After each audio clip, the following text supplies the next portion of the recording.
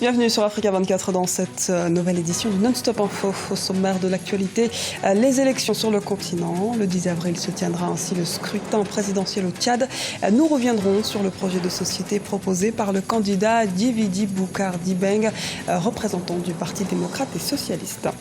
Immersion au cœur de l'élection présidentielle à Djibouti. Notre antenne est déployée sur le terrain pour vous faire vivre cet événement. Visite de nos coulisses et du dispositif mis en place à cet effet. L'économie de la Guinée équatoriale est encore fortement tributaire de l'exploitation du pétrole. Une donne que les autorités veulent changer. À Malabo, Sipopo, Bata ou encore Mongomo, des hôtels de différents standings ont vu le jour grâce à des investissements nationaux et internationaux. Arrestation de Souleymane Keïta, le plus important chef djihadiste malien. Les services de renseignement du Mali ont annoncé jeudi l'arrestation du chef d'Ansar Eddine Sud. Il a été transféré mercredi à Bamako. Souleymane Keïta est, rappelons-le, le chef de la Katiba Khalid Ibn Walid, l'une des unités combattantes d'Ansar Eddine dans le sud du Mali, plus connue sous le nom d'Ansar Eddine Sud. Son arrestation vers la localité de Sokolo, dans la région de Ségou, a été notamment permise grâce à l'arrestation d'un de ses alliés il y a quelques mois dans le centre du Mali. Le 10 avril approche à grands pas au Tchad et les prétendants à la magistrature suprême sillonnent le pays et tentent de conquérir l'électorat en proposant un programme innovant. C'est notamment le cas de Djividi Boucar Dibeng. Quels sont donc les grands axes de sa campagne électorale? Élément de réponse dans ce reportage de notre envoyé spécial au Tchad, Sadou Alizé Mokhtar. Combattre la malgouvernance dans la gestion de la République du Tchad. C'est la principale motivation de la candidature de Djividi Boucar Dibeng pour la présidentielle du 10 avril 2016.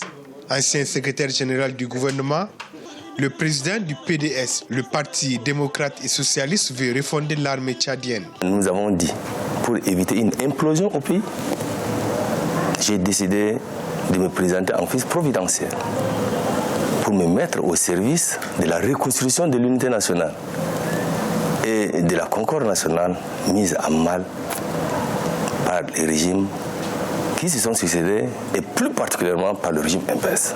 Cet ancien collaborateur du président sortant, Idriss Déby Itno, aujourd'hui à l'opposition, dénonce les conditions dans lesquelles les élections du 10 avril 2016 se préparent. Le candidat du PDS à la présidentielle souhaite également mettre fin au récurrent conflit entre agriculteurs et éleveurs s'il est élu. Il dit avoir une réponse à ce problème. Nous allons aménager des périmètres là-bas, qui pour le fourrage ou bien les cultures vivrières, et puis maintenant redéployer sur la base volontariste, j'ai dit bien volontariste, les populations déshéritées de ces zones à forte pression démographique. Ça veut dire quoi? Il y aura des espaces de pâturage qui seront alimentés tout le temps avec de l'eau, et ainsi de suite. Donc la verdure sera en permanence là. La verdure sera en permanence au rendez-vous. Donc les éleveurs peuvent venir là, et on peut aménager des espaces pour, n'est-ce pas, les agriculteurs, ainsi de suite. Soutenu par le Parti démocrate et socialiste PDS, Djividi Boucar Dibeng se présente pour la première fois à une élection présidentielle au Tchad. Il dit proposer le bien-être au peuple tchadien s'il est élu à la présidence de la République. Africa 24 au cœur de l'élection à Djiboutienne. La première chaîne d'information du continent a déployé d'importants moyens pour la couverture de la présidentielle du 8 avril. Journalistes, monteurs et techniciens travaillent quotidiennement pour vous faire vivre de l'intérieur cet événement. Un reportage justement de l'un de nos envoyés spéciaux à Djibouti. L'équipe d'Africa 24 se déploie à Djibouti. À l'occasion du scrutin présidentiel prévu pour le 8 avril 2016, la première chaîne panafricaine d'information pour l'Afrique, Africa 24, pose son quartier général à Sheraton Hotel Djibouti. Des journalistes, techniciens s'activent pour faire vivre à ses téléspectateurs les moments forts de cette campagne présidentielle. Cette élection présidentielle est inédite. Pourquoi ? Eh bien parce que c'est la première fois qu'autant de candidats briguent la magistrature suprême à Djibouti. Nous avons donc installé notre plateau sur place, dans la capitale, pour organiser des débats contradictoires, des débats d'idées contradictoires entre représentants du pouvoir, dont le candidat est d'ailleurs le président sortant, Ismaël Omar Guelleh, et représentant de candidats ou candidats issus de l'opposition, une opposition scindée entre candidats indépendants et candidats issus de coalitions. Pour cette campagne présidentielle djiboutienne, ce sont des journaux de campagne, des débats pour décrypter les ambitions politiques des 6 candidats à la présidentielle, des interviews exclusives qui seront servies aux téléspectateurs d'Africa 24. Nous sommes ici aujourd'hui comme nous étions hier au Bénin, au Niger, en Guinée, en Côte d'Ivoire et comme nous serons demain dans d'autres pays. Et cette présence de la chaîne panafricaine à Djibouti aujourd'hui s'inscrit dans son engagement constant à aider et à contribuer à un meilleur ancrage démocratique sur le continent. Les meetings des candidats à la présidentielle djiboutienne, leurs portraits, mais aussi les coulisses de cette campagne présidentielle, c'est à vivre en direct et en intégralité sur la première chaîne d'information pour l'Afrique, Africa 24. De le voir, Africa 24 vous propose donc une couverture exceptionnelle consacrée au scrutin présidentiel à Djibouti, mais également au Tchad. Vous pourrez donc suivre sur notre antenne le débat présidentiel ainsi que le débriefing des experts. C'est à partir de ce jeudi 31 mars sur Africa 24. Un verdict très attendu en Afrique du Sud. La Cour constitutionnelle doit statuer ce jeudi 31 mars au sujet du scandale de Kandla et de l'utilisation de 15 millions d'euros de fonds publics utilisés pour rénover la résidence privée du chef de l'État Jacob Zuma. Si la Cour estime que le président a eu tort, cela voudrait dire qu'il a enfreint la loi et cela permettrait à l'opposition de lancer une procédure de destitution. Il y a 2 ans, Touli Madonsela, la médiatrice de la République chargée de veiller sur les deniers de l'État, a conclu que le président avait indûment bénéficié de travaux dans sa résidence privée.